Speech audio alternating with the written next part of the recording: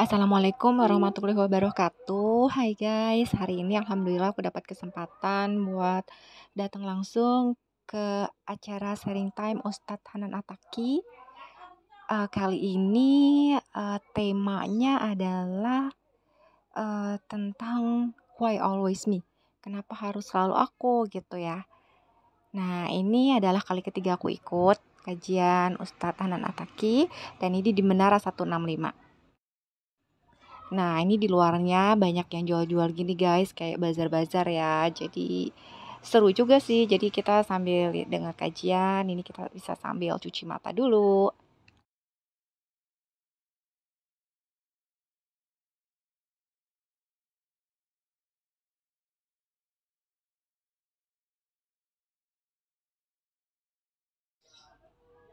Nah, di sini juga ada stand-stand makanan. Jadi kalau kita lapar, belum sarapan, nah ini kita bisa beli makanan dulu guys. Ini banyak stand makanan di sini ya.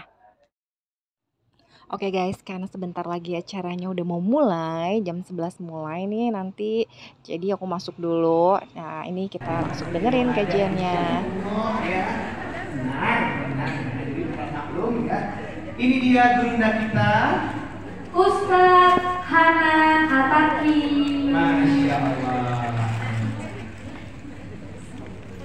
Gak ada yang tepuk tangan, megang handphone semua.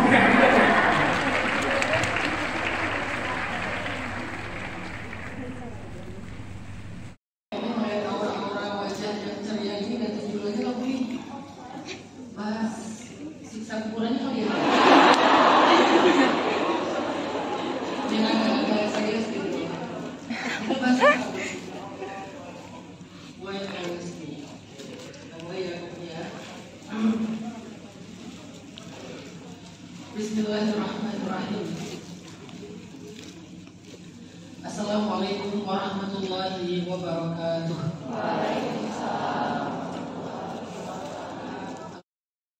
Kenapa orang ketika dia merasa lelah dengan hidupnya, dia suka bertanya, ya Allah, kenapa selalu saya? Kenapa ketika orang mendapatkan ujian hidup, dia merasa kayak dia lagi dihukum sama Allah? Dan lebih bahagianya lagi, dia merasa kayak gitu justru ketika dia awal-awal berhijrah atau baru bertaubat. Tiba-tiba dia merasa Allah tuh menghukum dia dengan ujian yang bertubi-tubi. Maka muncullah pertanyaan, ya Allah, kenapa selalu saya? Apa maumu? Apa lagi yang kurang dari saya? Sampai dia tanggung di hadapan Allah dengan mengatakan kalimat-kalimat yang tidak pantas bagi Allah. Allah, engkau tidak adil, engkau tidak mendengar doa saya, dan seterusnya.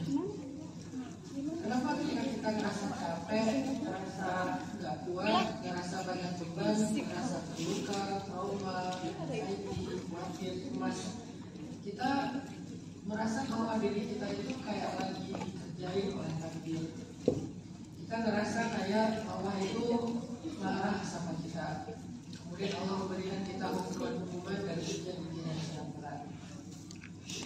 Itu semuanya muncul karena kita belum paham tentang bagaimana bentuk kasih sayang Allah kepada kita. Atau kalau dalam bahasa kita dalam kehidupan sesama manusia itu disebut dengan love language. Kita nggak ngerti love language-nya Allah itu seperti apa, sehingga kita kayak ngerasa Allah nggak sayang sama kita, Allah marah sama kita, Allah ninggalin kita. Menurut kita, ujian-ujian yang kita dapatkan itu adalah bentuk kemarahan Allah. Padahal menurut Allah itu justru adalah bahasa cintanya Allah kepada kita. Karena kita nggak kenal Allah, akhirnya love language-nya Allah kita terjemahkan sebagai kemarahan, kebencian, hukuman. Sama kayak kita menerjemahkan love language seseorang kepada kita. Misalnya ada orang yang love language-nya adalah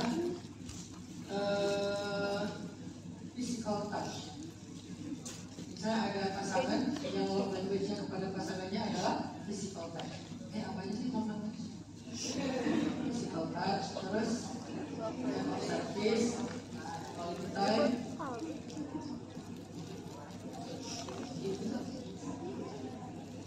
Oke, gift, sama word of affirmation. Misalnya ada orang yang love language-nya adalah physical touch. Dia itu kayak pengen disentuh, dia tuh kayak pengen dibelai, atau dia tuh pengen pengen ada sentuhan mata. Karena kita nggak ngerti bahasa cintanya dia, akhirnya kita ngerasa bahwa dia itu berlebihan, ngerasa bahwa dia itu kayak terlalu over, misalnya. Ngerasa bahwa dia itu kadang-kadang cenderung ke arah kayak kurang sopan atau apa misalnya ya, karena kita nggak ngerti bahasa cintanya orang tersebut. Atau kayak misalnya ada orang yang love language-nya adalah gift. Kita ngerasa dia kok caper banget ya, kok dia agresif banget ya, kok dia apa ya segala macam. Atau kok dia nggak menghargai aku ya, padahal aku udah mencoba untuk bantu dia, padahal dia lebih sukanya bukan dibantu tapi diberikan dia sukanya bukan dinasihati tetapi dikasih oleh-oleh atau apa misalnya. Nah, artinya ketidakpahaman kita tentang love language seseorang membuat kita ngerasa nggak dicintai sama dia, membuat kita ngerasa nggak nyambung sama dia, membuat kita ngerasa kayaknya dia itu nggak baik sama kita karena kita nggak kenal dia. Nah, begitu juga kita kepada Allah. Kenapa kita bertanya, ya Allah, why always me? Kenapa selalu saya? Allah akan bilang, karena aku cinta sama kamu, karena aku sayang sama kamu, dan ini adalah bahasa cintanya aku kepada kamu dengan memberikan ujian. Karena kita nggak paham tentang bahasa cinta Allah, kita malah merasa dimarahin, dihukumi, dan dibenci sama Allah. Yang kedua, karena kita nggak paham hakikat dari ujian. Kita merasa bahwa semua ujian, semua kesulitan hidup itu adalah hukuman. Semua kesulitan hidup itu adalah malapetaka menurut kita. Padahal bagi Allah kesulitan hidup dalam bentuk ujian itu justru anugerah. Yang lebih parahnya lagi, kadang muncul comparing antara kita sama, misalnya dengan mantan gitu ya. Kan ada tuh orang yang ngerasa gitu, Ustaz, banyak banget yang nanya kan ke gue ya di sharing time, yang nanya gitu, ngerasanya kayak gini, Ustaz kenapa ya setelah saya putus kok hidup mantan saya tuh baik-baik aja, bahkan lebih bahagia gitu.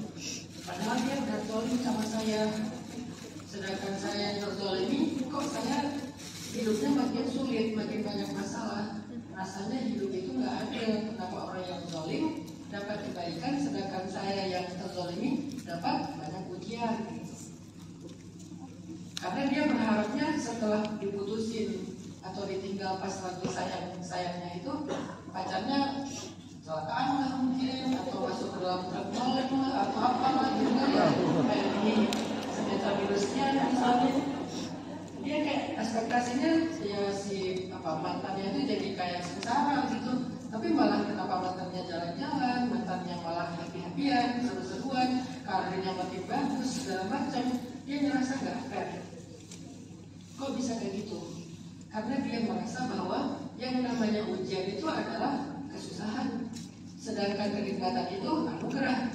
Padahal bisa jadi belum tentu Allah ketika memberikan seseorang kenikmatan itu tandanya Allah sayang sama dia, belum tentu.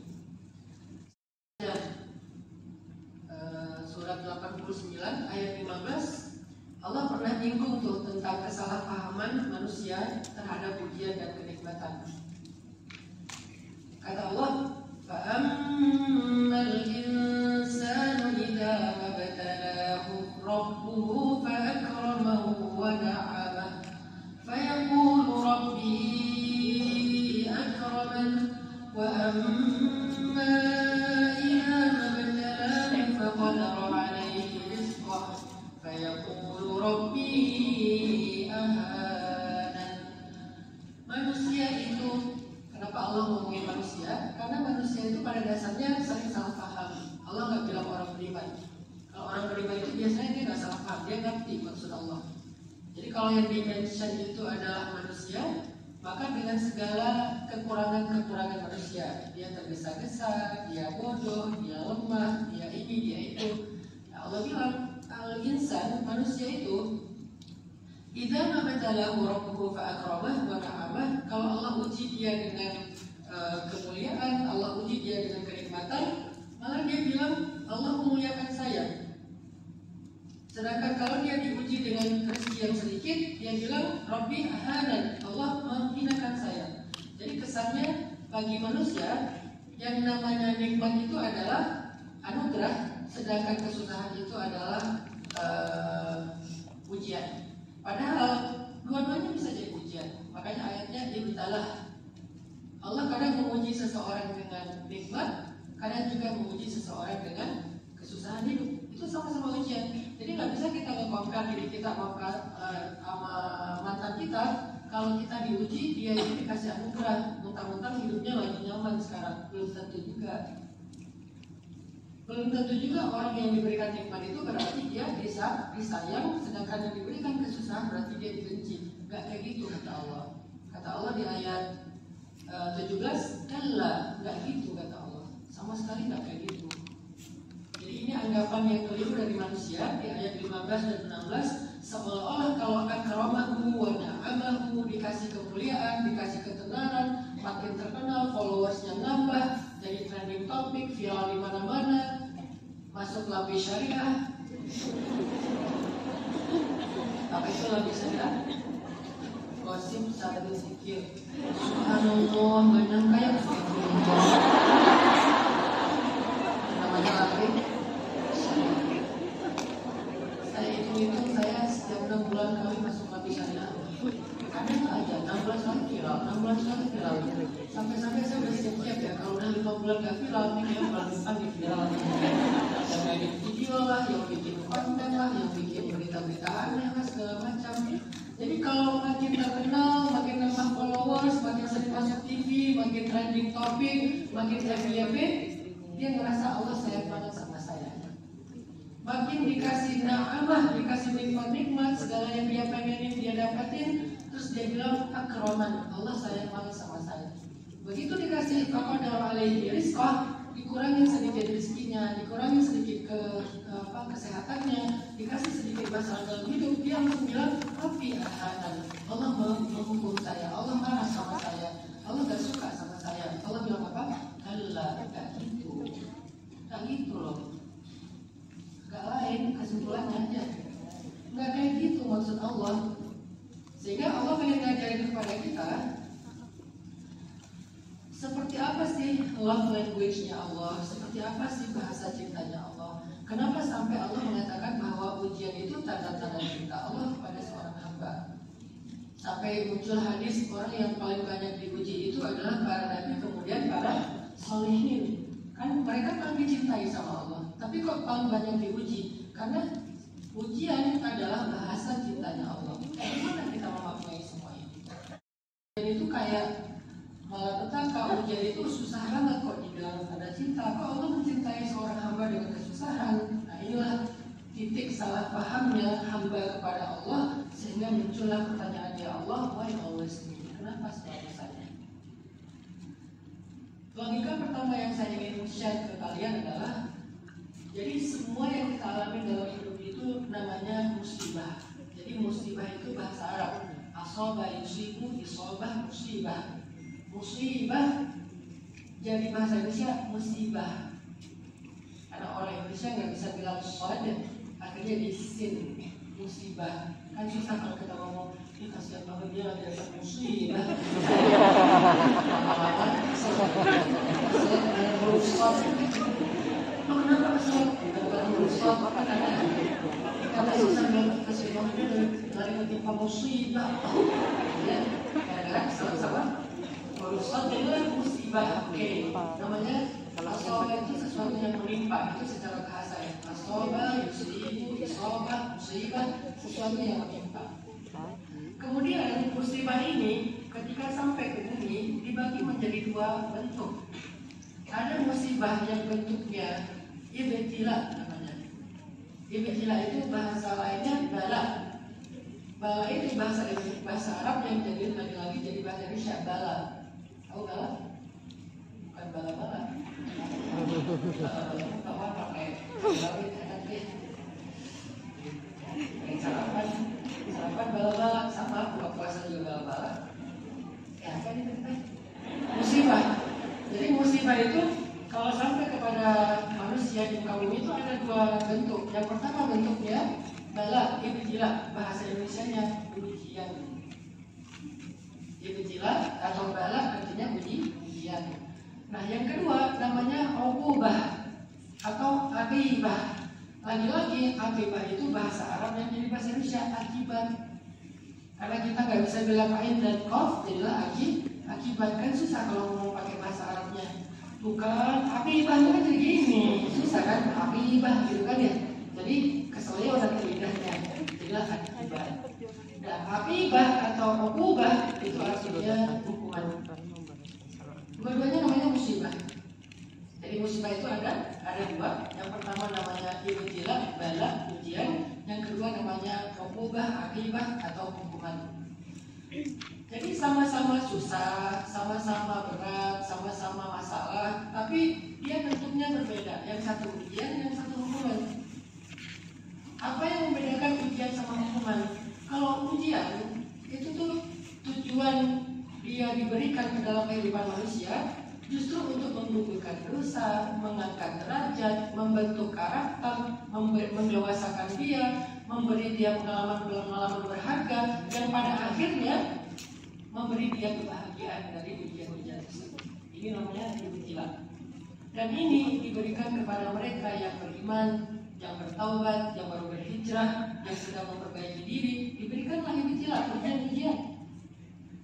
Jadi dia bukan lagi dihukum, dia itu lagi diberikan anugerah, karena pada dasarnya ujian itu adalah untuk membersihkan dosa-dosa dia, kan itu anugerah kalau dia memberi dosanya, mengangkat derajat dia semakin mulia, kemudian membentuk karakter dia, membentuk ketahanan dia, kekuatan dia, mental dia, kemudian menjadikan dia orang yang lebih berpengalaman, sehingga akhirnya dia menjadi orang yang sangat bijaksana, pada akhirnya menjadikan dia sebagai orang yang sangat bahagia, memberi dia kesempatan untuk mendapatkan pahala sabar, dan akhir dari sabar itu adalah kegembiraan. Itulah hakikat dari ujian.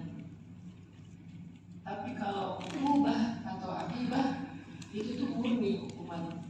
Dia diberikan untuk menghancurkan, untuk membinasakan, untuk mencelakakan. Tidak ada kebaikan di dalamnya. Siapa mereka yang mendapatkan ukubah? Orang-orang yang durhaka kepada Allah, yang tidak mau memperbaiki diri dan bertobat di hadapan Allah. Kaum 'ad, Thamud, ashabul ailah, ashabul aikah, Namrud, Fir'aun, Qarun, Haman, kaum Sodom, umatnya Nabi Lut, orang yang dikutuk jadi kera di hari Sabtu di antara Bani Israel. Mereka lah yang disebut dengan orang-orang yang mendapatkan ukubah atau akibat. Dan akibat ini endingnya bukan kebahagiaan, pasti kehancuran dan kecelakaan. Maka yang Allah berikan kepada kita, orang yang beriman, yang lagi baru berhijrah, baru bertaubat, mau memperbaiki diri, pasti yang mana kira-kira? Ibtilah, bala, ujian. Dan tujuan dari ujian itu jelas untuk membahagiakan kita, tetapi kebahagiaan ini ada prosesnya, karena kita tidak akan bahagia sebelum kita layak dengan kebahagiaan itu. Dan kelayakan itu dilihat dari proses yang menjalani ujian demi ujian. Allah mengasih kita kemudahan, Allah mengasih kita kebaikan-kebaikan hidup. Selalu kebaikan-kebaikan itu Allah kirim melalui kesulitan-kesulitan. Baik kesulitan dalam bentuk ibadah, gak mudah kan beribadah, gak mudah kan menahan lapar, gak mudah kan berhaji dan berumrah, gak mudah kan mengeluarkan harta yang kita cintai fisabilillah, gak mudah kan untuk melaksanakan sholat tepat waktu. Itu kan sebuah kesulitan ringan. Kesulitan ringan. Gara-gara ada kesulitan itu kita dapat kebaikan-kebaikan. Atau bentuk kesulitannya bukan ibadah, emang ujian hidup, emang masalah-masalah kita. Jadi Allah setiap kali mau mengirim sebuah kebaikan dalam hidup kita, pasti kurirnya adalah kesulitan. Pasti kurirnya adalah kesulitan. Tapi kalau kita tahu bahwa kurir itu bawa paket, kita rela banget kan agak diganggu sama kurir. Lagi enak tidur siang tiba-tiba paket, ya baru aja mau kemarin, paket, nggak sabaran lagi tuh kurir. Kita ke depan ngambil paketnya, foto dulu bu, foto dulu, beres foto kita cari gunting, buka dulu paketnya yang rapat banget di wrapping sama pengirimnya. Effort dikit, tapi kita rela karena kita tahu bahwa yang kita dapatkan itu sesuatu yang berharga. Kita rela diganggu sama kurir mau tidur siang. Kita rela harus susah payah membuka paketnya. Kenapa? Karena kita tahu yang diberikan itu sesuatu yang berharga. Maka kurirnya sebuah kebaikan hidup itu adalah kesulitan. Disitulah Allah berfirman, fa inna ma'al usri yusra, inna ma'al usri yusra. Kalau saya terjemahkan ayat ini secara analogi tadi, maka terjemahannya adalah bersama kurir ada paket dan bersama kurir ada paket. Kenapa? Analoginya kesulitan itu kurir. Ini bukan terjemahan bahasa, namanya terjemahan analogi. Karena kesulitan itu adalah hakikatnya dia cuma kurir. Dan kesulitan itu nggak sebanding dengan kemudahan. Pastinya kemudahan itu minimal 10 kali lipat lebih besar daripada kesulitan yang kita dapatkan. Dia cuma mengganggu kita dikit, tapi paket yang kita dapatkan jauh lebih berharga. Jadi nggak apa-apa kalau kita akan terganggu sebentar demi mendapatkan paket yang berharga. Karena kata Nabi, setiap kebaikan itu dilipat gandakan minimal 10 kali lipat. Maksimal nilai hisab, infinity, nggak ada batasnya. Minimal yang ada, maksimalnya nggak ada. Karena Allah bisa memberikan sesukanya Allah sendiri. Yu'ti may yasha bighairi hisab. Allah kasih kepada siapapun tanpa batas. Tapi minimalnya ada. Minimalnya berapa? 10 kali lipat. Nggak pernah kurang dari 10 kali. Maka bersama satu kesulitan seolah-olah minimal ada 10 kemudahan. Bersama satu kesulitan minimal ada 10 kemudahan. Dan kesulitan itu memang yang membawa kemudahan. Jangan underestimate dulu terhadap kesulitan hidup. Kadang-kadang tanpa kesulitan itu kita juga nggak dapat kemudahan apa-apa. Saya pernah dengar sebuah kisah ini. Dulu tuh hidup dua orang laki-laki solih yang bersahabat di hadapan Allah. Tinggal di kota yang berbeda. Suatu ketika salah satu dari mereka menjenguk saudaranya, menjenguk sahabatnya, pengen silaturahim lah ceritanya. Datanglah ke rumahnya, tok, assalamualaikum. Siapa? Terdengar suara seorang perempuan dari dalam berteriak nanya, siapa? Saya Fulan bin Fulan, saya sahabatnya Fulan, benarkah di rumahnya? Iya benar, kenapa? Saya boleh ketemu dengan dia? Nggak ada di rumah, nggak tahu dia kemana. Dasar itu suami nggak benar, suami yang nggak pernah bertanggung jawab, suami yang buruk, suami ini jelek-jelekin suaminya terus si cewek ini. Padahal ini tamu baru datang, nggak disuruh masuk, marah-marah, terus suaminya dijelek-jelekin. Tiba-tiba lagi nunggu di depan rumah, laki-laki yang ditunggu itu datang. Ternyata dia kerjanya itu nyari kayu bakar di hutan. Begitu dia datangnya tuh sambil membawa seekor singa, diikuti oleh seekor singa. Dan singa itu membawa kayu-kayu bakar di atas punggungnya. Kebayang nggak kalau sekarang kita melihat sapi atau kuda atau keledai yang bawa kayu-kayu bakar? Ini singa, hewan liar, hewan buas, malah membantu dia membawa kayu bakar dari hutan ke rumahnya.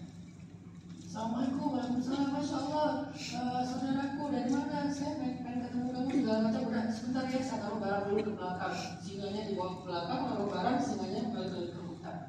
Masuklah mereka ke dalam rumah, silahkan masuk.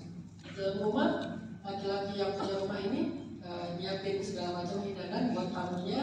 Dia masak sendiri, dia bikin air sendiri. Setelah dihidangkan, mereka bercengkrama, kemudian pulang. Setahun berikutnya datang lagi laki-laki yang tadi pertama. Assalamualaikum, waalaikumsalam. Berbeda sekarang suaranya. Siapa? Saya Fulan bin Fulan, sahabatnya yang punya rumah ini. Apakah dia ada di rumah? Oh maaf ya, nggak di rumah, ada lagi cari kayu bakar. Oh ya udah, saya tunggu sini aja ya. Ya baik, tunggu ya sebentar. Insya Allah dia nggak lama lagi pulang. Dia suami yang paling baik, bertanggung jawab, soleh banget, bla dipuji terus suaminya. Kebalikan dari tahun kemarin. Gak lama kemudian laki-laki yang punya rumah pulang sambil memikul kayu bakar sendiri. Udah gak ada lagi singa yang membantu dia. sendiri, Assalamualaikum, Waalaikumsalam, Masya Allah, selamat datang. Taruh dulu kayu bakarnya, masuk ke dalam rumah, dia langsung duduk nemenin tamunya, istrinya masak buat mereka. Istrinya masak, nyiapin kue, hidangan teh segala macam diberikan. Kemudian istrinya bilang, ada apa lagi bisa saya berikan? Maaf ya kalau banyak kekurangan. Sopan banget istrinya. Laki-laki tamu ini bingung, penasaran. Lalu ditanya, ya fulan, saudaraku, apa yang terjadi dalam hidupmu? Aku bingung dengan kehidupan kamu. Ya Allah, aku ketemu istrimu dengan kondisi seperti ini, sekarang malah dengan kondisi yang sudah berubah. Apa yang terjadi?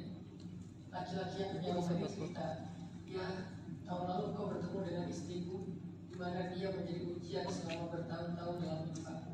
Setiap hari dia mencela aku, memarahi aku, menghina aku, berteriak kepadaku, tidak berbakti kepadaku, merendahkan aku, membuka aibku.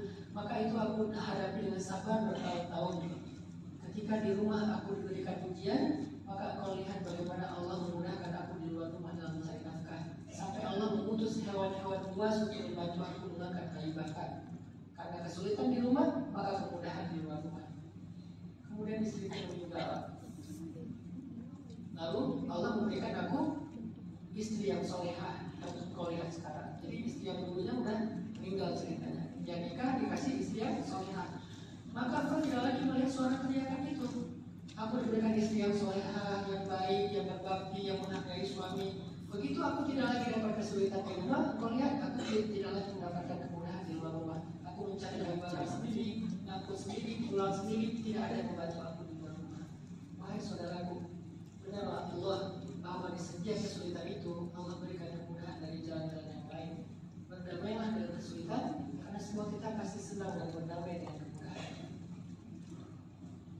Sadar nggak kalau selama ini banyak kemudahan-kemudahan yang kita dapatkan dalam hidup, jangan-jangan karena kesulitan yang kita komplain, jangan-jangan karena ada kesulitan-kesulitan yang kita keluhkan di hadapan Allah. Jangan-jangan kemudahan-kemudahan itu ada gara-gara kita masih sabar terhadap masalah-masalah walaupun sesekali kita mengeluh tentangnya. Jangan-jangan dialah yang membawa kemudahan-kemudahan kita. Bisa jadi dia adalah kesulitan itu dalam bentuk pasangan, anak, orang tua, mertua, ipar adalah beda. Ipar atau apalah itu kesulitannya gitu. Bisa jadi kesulitan-kesulitan yang selama ini kita keluhkan, dia itu kurir yang membawa banyak kebahagiaan dan kemudahan dalam hidup kita yang kita nikmati. Karena memang secara sunnatullah, hukum Allah itu fa'inna ma'al usri yusra. Bersama satu kesulitan ada 10 kemudahan. Bersama kurir ada pak. Dan itu berlaku dalam kehidupan semua orang. Setiap kali dia dapat kemudahan, pasti ada kesulitan yang dia sabarin. Atau bisa jadi kesulitannya udah lewat. Dia sabar 5 tahun, 10 tahun. Sekarang udah fase kemudahan bertahun-tahun dengan rezeki dan kebahagiaan yang luar biasa bertubi-tubi. Tapi nggak mungkin kemudahan dan kenikmatan itu datang sendiri, itu nggak mungkin. Pasti dibawa oleh kesulitan. Bisa jadi kesulitannya masih ada, atau tinggal tersisa beberapa, atau memang udah lewat dan dia menghadapi itu dengan sabar. Yang pasti kemudahan dibawa oleh kesulitan, atau yang pasti kesulitan tidak pernah turun sendiri kecuali membawa paket-paket kemudahan yang sangat banyak. Dan kesulitan itu disebut dengan ibtilah, ujian, bukan ukubah, bukan hukuman. Itulah kenapa Allah bilang salah satu bahasa cinta aku kepada hambaku adalah memberikan dia ujian. Kalau bahasa lain, salah satu bahasa cintaku kepada hambaku adalah mengirimkan dia kurir yang membangunkan dia ketika lagi tidur siang, yang menyuruh dia untuk membuka paket susah payah nyari gunting segala macam. Tapi itu adalah bahasa cintaku untuk menunjukkan kepada dia kalau aku mengirim dia paket-paket yang berharga. Memang kayak gitu love language Allah. Maka dengan analogi musibah, ibtilah dan ukubah, maka kita mulai mengerti tentang hadis. Sesungguhnya orang yang paling banyak dipuji itu adalah para anbiya, kemudian sholihin, kemudian yang serupa dengan mereka dan yang serupa dengan mereka. Ternyata ujian bukan tentang hukuman, ujian bukan tanda-tanda bencinya Allah, ujian bukan karena Allah gak adil, bukan karena Allah marah, justru sebaliknya ujian bentuk dan bahasa cintanya Allah kepada kita. Kenapa? Karena bersama ujian dan kesulitan itu Allah berikan kita banyak kemudahan yang tidak terhingga. kalian flashback tentang kehidupan kalian di masa lalu, coba perhatikan, coba kalian bikin semacam kayak connecting ringnya, adegan demi adegan, fase demi fase, episode demi episode dalam kehidupan kalian. Coba perhatikan kesulitan-kesulitan yang kalian dapatkan selama ini dalam kehidupan di masa lalu. Kemudian coba lihat dari kesulitan itu apa kebaikan yang kemudian kalian dapatkan. Kalau kalian tidak menemukannya, sepertinya kita perlu lebih banyak lagi belajar syukur. Karena ada kemungkinan kita ngerasa nggak beruntung bukan karena tidak ada kebaikan, tapi karena kita tidak pandai menghargainya. Ada banyak orang yang mengkomplain tentang hidup bukan karena hidupnya menderita, tapi dia tidak pandai menghargai kebaikan-kebaikan hidupnya. Saya pribadi mencoba untuk mengkonekting dendam dalam setiap episode kehidupan saya, sampai saya menyimpulkan beruntung sekali saya pernah jadi orang fakir, bukan miskin, fakir. Ayah saya tukang pangkas dan penghasilannya tidak tetap.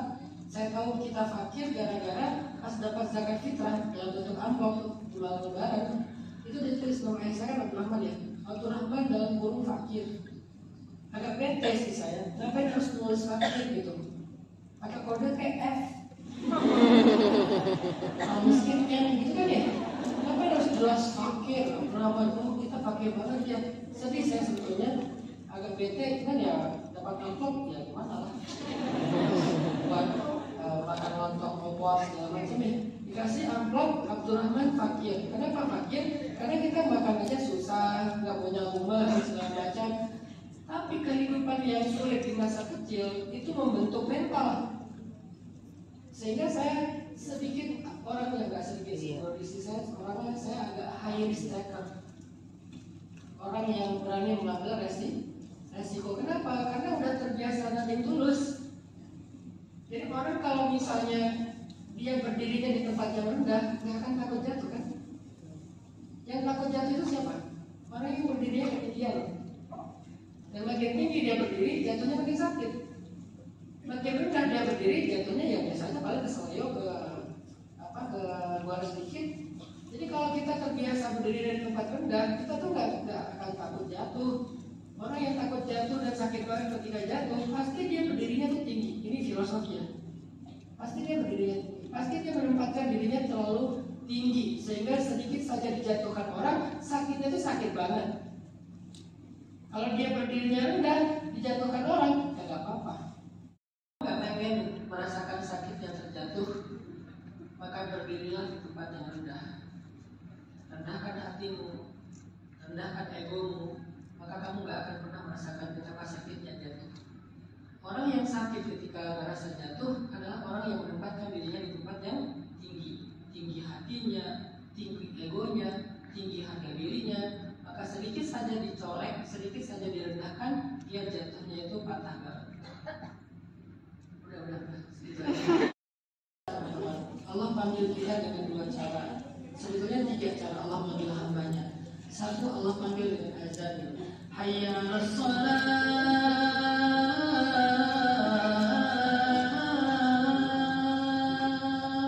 Allah panggil. 2, Allah panggil dengan ujian. Begitu kita punya masalah, Allah berharap kita datang ngomong sama Allah apa masalah kita. Itu Allah kangen. Yang ketiga, Allah panggil kita dengan teriakan saudara kita yang terzolimi, agar kita datang membantu dia, menjenguk dia, mendatangi dia seperti kita mendatangi Allah. Kata Nabi, Allah berfirman, aku kangen kepada hamba-hambaku. Bagaimana cara Allah kangen kepada kita ya Rasulullah? Dengan cara kita mendatangi atau menjenguk orang yang sakit. Jadi ketika kita menjenguk orang yang sakit, itu seperti menjenguk Allah. Ketika kita membantu orang yang susah, itu kayak kita mendatangi Allah. Jadi kalau Allah kangen sama kita, kita dipertemukan dengan orang-orang susah. Jadi suara teriakan saudara-saudara kita di Gaza itu tanda kangennya Allah sama kita. Selain sebagai cara Allah memuliakan mereka. Karena Allah pengen kita perhatian sama masjidnya Allah yang ada di Palestina. Karena Masjidil Haram, Masjid Nabawi, kita udah sering mendatanginya. Allah punya rumah selain di Mekah Madinah, ada di Al-Aqsa. Ya kan gak pernah lo datang ke rumah aku yang ini. Kan Allah kangen ya. Karena kita nggak bisa datang, maka kirimlah lampu atau minyak untuk menyalakan lampu di sana, kata Nabi. Dan minyak di sini artinya bantuan-bantuan. Nah, ternyata salah satu love language Allah kepada kita itu dengan memberikan pujian-pujian hidup. Biar kita lebih khusyuk sholatnya, biar kita lebih panjang doanya, biar kita lebih biasa nangis di hadapannya dalam sepertiga malamnya, dan kita bisa lebih betah di dalam masjidnya atau di atas sajadahnya. Itu tanda Allah cinta dan kabar kepada kita. Makanya kenapa para anbiya banyak dipuji? Biar mereka selalu datang dan bermunajat kepada Allah. Nabi Zakaria dipuji dengan gak punya anak 50 tahun. Dia 50 tahun dia begini terus di hadapan Allah, dan Allah suka digituin. Maka orang yang mengerti bahasa cintanya Allah, yang mengerti hakikat-hakikat dari ujian kayak gini, gak akan dia ngomong, ya Allah, why always me? Kenapa selalu saya? Ya karena aku kangen sama kamu, hambaku. Kamu gak ngerti ya? Terus lagi pula, yang namanya ujian itu gak akan mencelakakan kita. Yang mencelakakan seseorang itu hukuman. Kalau ujian gak akan pernah mencelakakan kita. Jadi tenang aja, gak akan celaka kita karena ujian. Gimana pun beratnya ujian kita. Saya pernah mengalami ujian yang menurut saya itu kayak ujian yang paling berat dalam hidup saya. Salah satunya adalah wafatnya ibu saya dalam musibah tsunami di Aceh. Kemudian kakak saya juga meninggal, rumah kita habis, segala macam. Itu tuh kayak rasanya dunia ini gak ada artinya lagi. Tapi apakah itu akan mencelakakan saya? Enggak. Kita pernah diuji dengan ujian fisik, ujian harta, ujian perasaan. Mana di antara 3 ujian ini yang paling berat? Pastinya perasaan ya. Fisik kita masih tahan, sakit, lelah, dan segala macam. Harta, pinjam dulu 100, nggak balik-balik, kita masih tahan. Tapi kalau udah bab zulzilu, diguncang dengan perasaan, itu biasanya titik lemah kita banget. Perasaan tentang apa yang bikin kalian lemah banget? Semua orang kan punya titik lemah kan? Kalau saya pikir-pikir, salah satu titik terlemah saya itu mobil. Saya pernah baru sadar saya diuji dengan duit ya. Pernah ditipu teman, apa segala macam. Lumayan lah angkanya, bagi saya itu lumayan banget sih angkanya. Kalau saya sebut, nanti gak keren. Masih itu aja lumayan. Tapi bagi saya itu lumayan banget sih angkanya. Itu tuh biasa aja, sedih tetap ada, gak mungkin dong orang yang sedih, orang yang sedang susah, orang yang sedang kejepit terus gak merintih kan gak mungkin ya. Masa kejepit diam-diam aja. Kamu kenapa? Kejepit. Ngomongin ini pas aduh segala macam, masih mending main aduh daripada anjir. Pada tempat saya di Bandung, ini kan lebih parah kan, ini masih aduh gitu kan.